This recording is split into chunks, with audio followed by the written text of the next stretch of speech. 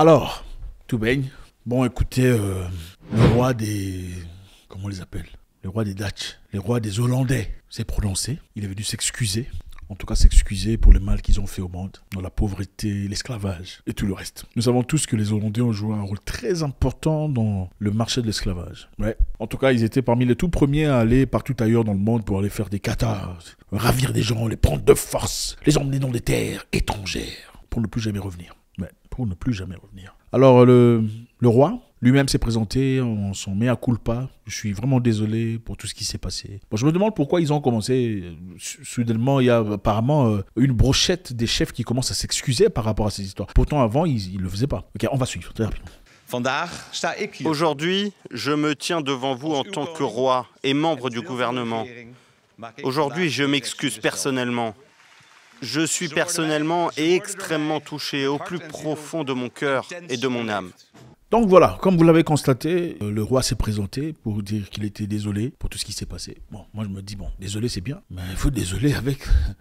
Pas seulement désolé. Faut pas se moquer des gens quand même. Et de manière très, très intéressante, très curieuse, juste après lui, le premier ministre hollandais lui-même s'est présenté pour dire qu'il était désolé, son gouvernement ainsi. Suivant. Vandaag bied ik namens de Nederlandse regering excuses aan voor het handelen van de Nederlandse staat in het verleden. Postuum aan alle tot slaafgemaakten die wereldwijd onder dat handelen hebben geleden. Aan hun dochters en zonen en aan al hun nazaten tot in het hier en nu. Bon, c'est bien beau tout ça, c'est beau, il faut dire bravo, bravo, bravo pour tout ça. Serment. Mais vous savez, malheureusement, à l'époque, je ne sais pas si vous vous en souvenez, à l'époque, en tout cas, pendant l'esclavage, juste à la fin de l'esclavage, juste à la fin de traite de tout ça là, toutes les personnes qui étaient propriétaires d'esclaves devaient être compensées pour avoir perdu les esclaves. C'est-à-dire quoi? On a dit on va arrêter l'esclavage. C'est-à-dire chaque personne qui a des esclaves doit mettre en liberté. Mais il y avait une condition par rapport à ça. La condition était laquelle? Pour que je remette en liberté mes personnes, il faudrait que vous me payiez pour ça. Vous comprenez? Comme un cochon, comme un canard. Oui. Pour que je remette mes canards dans le enfin bref, pas les canards. Pour que je les remette en liberté, il faudrait que j'ai besoin d'argent par rapport à ça. Et je sais que beaucoup ne le savent peut-être pas. Il y a à peine 3 ans que le gouvernement britannique a fini de payer sa dette. La dette aux créanciers. C'est qui le créancier? C'était les propriétaires d'esclaves. James Blair, a Scottish-Irish MP, owned 1,598 slaves in British Guyana. When slavery was abolished in 1833, he was awarded £83,000 350 in compensation, a sum worth £65 million today.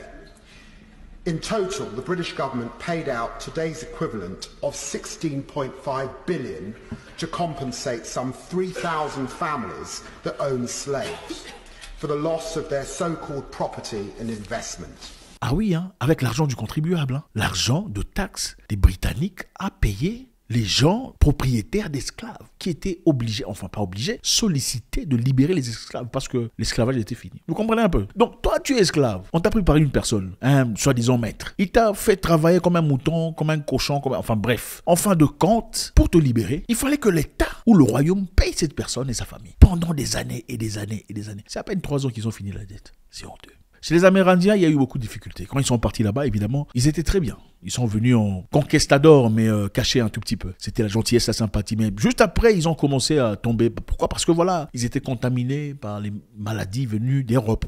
Ouais, les Amérindiens n'étaient pas immunisés aux maladies européennes. Donc les Européens menaient les maladies chez les Amérindiens. Beaucoup sont tombés. Ça, c'est à part le fait qu'ils aient joué le malicieux. Ils ont blagué avec eux pour finalement essayer de les escroquer, les emprisonner. On voulait forcer aux Amérindiens le travail de force. Beaucoup ont résisté, mais enfin, c'était compliqué par rapport aux forces européennes. En fin de compte, ils étaient assujettis. Et voilà pourquoi vous voyez beaucoup d'Américains. Les Américains, c'est pas pour les Américains. Ils sont tous hollandais, anglais, ils sont venus de partout, italiens, tout ça. C'est suite aux choses horrifiques qu'ils ont fait aux originaires qui sont là aujourd'hui. Mais au moins, eux, là où ils sont quand même reconnus. Les Amérindiens sont respectés. Ils ont reçu des compensations à plusieurs reprises. Donc, il y a quelque chose de symbolique par rapport à ce qu'on vous a fait subir. Maintenant, nous, on nous a donné quoi? Même les apologies, les je suis désolé sont très rares. C'est difficile à avoir. Qu'est-ce qu'on nous demande généralement quand vous parlez de l'esclavage? Ah, écoutez, vous vous plaignez un peu trop. L'esclavage est parti depuis longtemps. Vous n'étiez pas né pendant cette époque. Ou encore la colonisation. Attendez, vous n'avez subi pas des conséquences de la colonisation. Vous n'étiez pas là. Même vos parents étaient trop jeunes pour avoir vécu là. C'est ça, on vous demande d'oublier. Vous, on vous demande d'oublier pendant que les autres sont payés. Vous, on vous demande d'oublier pendant que les autres sont... Voilà. Vous connaissez le pays là, enfin on ne le mentionne pas trop. Ceux-là qui ont subi beaucoup de choses en Allemagne. Ah ouais, oui. Après avoir subi ce qu'ils ont subi, c'était atroce, inacceptable, franchement. Mais ils ont reçu leur compensation. L'Allemagne n'a pas seulement dit « nous sommes désolés ». Ils ont payé. C'est vrai, il n'y a aucun montant qui vaille la valeur d'un humain. Il n'y en a pas. Mais ils ont payé. C'est-à-dire « nous sommes désolés, mais voilà ». C'est symbolique, mais voilà quand même. Pourquoi on ne le fait pas avec nous? Parce qu'il n'y a aucun respect. Donc chaque humain ailleurs, en tout cas la grande majorité, le clair des personnes qui sont prononcées, ont reçu une forme de compensation. Nous on vient, si c'est pas le déni total, hein, bon écoutez, nous sommes des pays frères, passons de côté l'idée initiale, celui de s'excuser ouvertement, des choses qu'ils font presque jamais. C'est bon, te dire, écoutez, on va penser au futur, on ne peut pas se concentrer sur le futur si le passé n'est pas résolu. Et je pense que c'est une forme très importante de respect. On ne peut pas te respecter si on ne peut pas te dire je suis désolé. C'est ça. Et c'est bien de voir le Premier ministre ainsi que le roi dire ensemble nous sommes désolés, mais je pense qu'ils ont assez de ressources pour faire quelque chose. Ils ont de l'argent, n'est-ce pas? Ils envoient de l'argent pour aller faire la guerre, non?